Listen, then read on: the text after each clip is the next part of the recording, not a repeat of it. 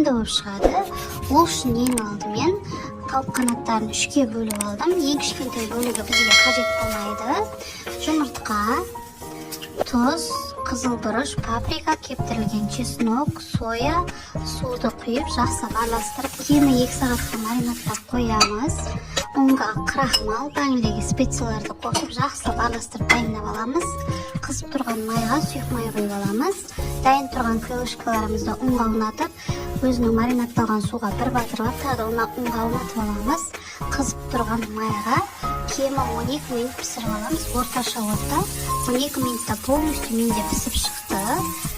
Көп пісірсеңіздер аралары жақсы піседі. Сонымен өте дәмді крылышкаларымыз дайын болды. Ас болсын. Рецепт ұнап, видео ұнап жатса, лүпіл басып кетуді ұмытпаңыздар.